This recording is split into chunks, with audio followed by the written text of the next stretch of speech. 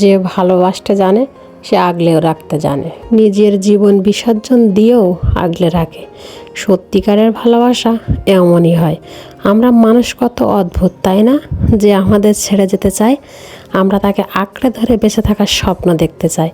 আর যে আমাদের বেঁচে থাকার স্বপ্ন দেখাতে চায়, তাকে আমরা অবহেলায় দূরে সরিয়ে দিতে চাই।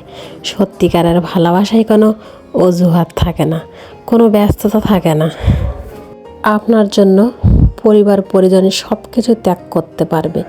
জীবনের শেষ দিন পর্যন্ত দুটি হাতে হাত রেখে পথ চলতে শেখাবে। সোনালি দিনের স্বপ্ন দেখাতে শেখাবে। জীবনের শেষ নিঃশ্বাস পর্যন্ত সুখে দুঃখে আপনার পাশে থাকারই চেষ্টা করবে। আপনার কষ্ট হলে সেও কষ্ট করবে। আপনার কষ্টগুলো অনুভব বা উপলব্ধি করার চেষ্টা করবে।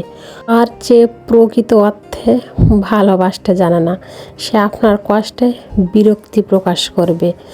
মুখের ওপর বলে দেবে আপনার সাথে বিয়ে করে সংসার করতে চাওয়াটাই ভুল হয়েছে, আপনার জন্য ডিপ্রেশনে চলে গেছে। আপনি শুধু প্যারা দেন জীবনে। শান্তি নষ্ট করে কিভাবে অশান্তি আনতে হয় সেটা আপনি খুব ভালো করে জানেন।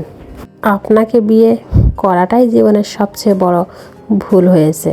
আপনার মতো ঝগড়াতে জীবনে আর দুটো দেখিনি। এরকম ভালোবাসার পূর্ণতা না পাওয়াই হয়তো ভালো ছিল।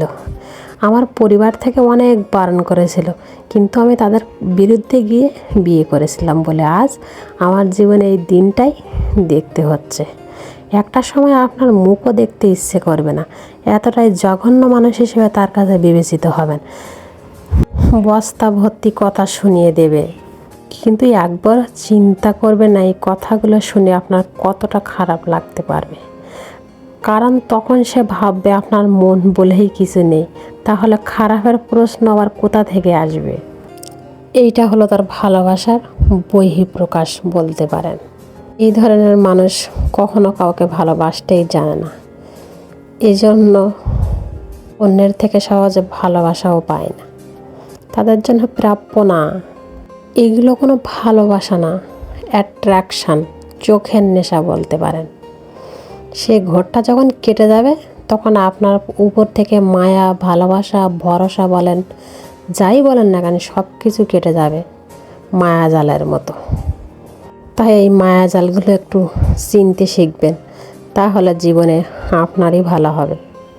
সত্যিকারের ভালোবাসায় কোনো বিরক্তি থাকে না, রাগ থাকে না, অপেক্ষা থাকে না, তো অভিমানটাই থাকে। আপনার পরে যদি কেউ অভিমানটা বেশি প্রয়োগ করে তখন বুঝবেন আসলে সে সত্যিকারের ভালোবাসতে জানে। অভিমানটা কেন করে বলেন তো? আপনার ওপরে সে কিছু বলতে পারে না, তার জন্য রাগ না দেখিয়ে অভিমানটা দেখায়, আপনি যাতে বুঝতে পারেন। রমজান যেহেতু চলে আসছে, তো সবাই ভালো থাকবেন, সুস্থ থাকবেন। আল্লাহ সবাইকে নেক হায়াত দান করুক এবং রোজা রাখার সক্ষমতা দান করুক।